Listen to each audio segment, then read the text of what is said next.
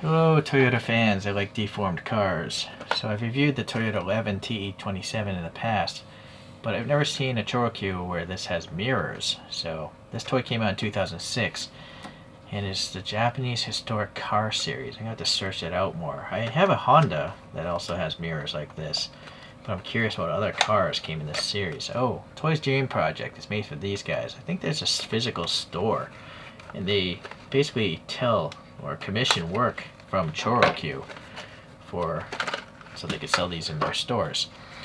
There's nothing in this cardboard, by the way. Alright, well, you can see, this is our early 1970s. This is the first generation Levin.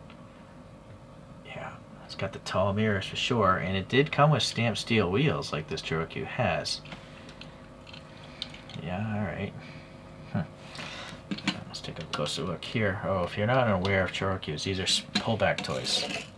Like a spring motor in there. Quite powerful, actually. So this one has some really nice wheels. They're the stamped steel, but they're actually two-tone. The centers are gunmetal, the rims are silver, so that's neat.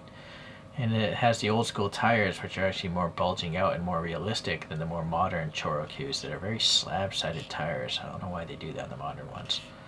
But this tire, yeah, it's not sitting well. I wonder if I could flip that around. I think there might be some, oh boy, the rubber is getting old. Let's see what happens here.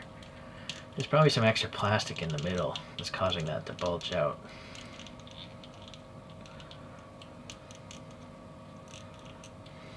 So you got this pretty big rib there to center the tire. Yeah, I don't see any plastic there, so I'm not sure why that tire wasn't sitting well. Unless it's inside the tire, but I don't see it there either. Well, let's just put it on backwards and see what happens. Yeah, this rubber is definitely getting hard though, so you gotta be careful. Only a very few of my ChoroQs, the rubber is literally cracked off. Maybe less than 5, but I probably have over 500 ChoroQs. Maybe even 1,000. Alright, so that looks better, of course. Alright, so this green body, is it metallic green? I cannot tell. It looks like there's some sort of flakes in there, right? It also looks like it's scratched from the packaging right there, but ignoring that, possibly it's metallic. The mirrors are rigid, by the way, but they do have silver paint in them, so that's kind of nice. And this is all one body here, just painted very well. I don't know what that is there. What is this badge on the fender? I don't know. But I do see a badge like that on the photographs, so that's realistic. And this thing actually does have fender flares bolted on, so the little bolt details are nice. And then we have this green door handle with some finger recess area. It's very shallow, of course. The window moldings are sticking up. And then you can see it's a very darkly smoked body. The stance is actually pretty good. Pretty much, it's actually probably lower than the actual real car. There's some ribbed paint here and also some sort of badge there. The bumper is molded in, painted silver, as well as this stuff here. The headlights, the grille texture looks nice. The old Honda badge is okay. Some slots there. Orange turn signals painted well, and this is black paint, it looks like also, so not bad. No license plate printing though. Well, it does have printed on wiper blades, which are kind of really funny actually, because they're just floating in the windshield. Some painting there, but no paint. That thing printed again. This side looks, oh, but this side doesn't have the circle on here.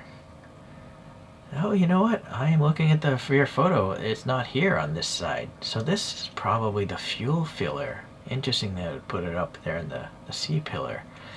Okay, interesting. Silver, a little overrun, and the 11 is legible. Well, the red tail lights, I guess, are okay. This is literally a sticker. And then Toyota looks really good as well. The molding all raised and lowered or whatever. Alright. So if you buy this without packaging, you'll still know how old it is, and you'll know what it is, so that's good. Standard construction of a screw in the front and a tab in the rear. And I am not going to swap out the wheels, because this looks like the real car. Well, a cartoon version of it. I did an internet search for Toys Dream Project Historic Car Series and nothing came up other than photos of this. Not even the Honda came up in the immediate results. This one I have some 3D printed wheels, some sort of JDM wheels, and using some putty to mount them. So this is one of Honda's first cars. It could be their first car actually. Look at the red badge. This is much better, I think, as far as just detail than the subject at hand today. So very neat. Okay, so other Levins, we do have this ChoroQ series one, which came out in when? 2004. And maybe that's what ChoroQ looks like in Japanese. But they have all these little registration tags on the windows. So extra printing that normal churros don't get. And also these are the wheels it came with, I believe. So nice colors. And then there was a special Toyota race set a long time ago, and this is the Levin from that. And this is a real race car, apparently, that existed at some point in time. So, very neat. This thing came out in 2004. Alright. So, another Toyota. We have this Supra, MA60, I think it is. And this thing came out in 05, and you have some poster putty, 3D printed my own things. It's from the Mecha cartoon series, and it's got these little this gimmick of the pop-up lights, but the lights have no details. They're just flat surfaces. And also the deformation is different. Look how low the roof is on that Supra compared to these really high roofs.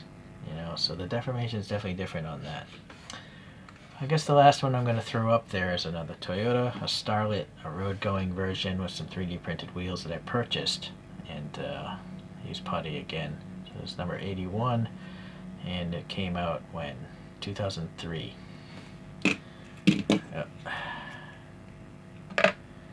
What's cool about the putty is you can pose the wheels to steer, you can have the camber, and all that stuff. So, alright, nice little classic Toyotas in deformed shape.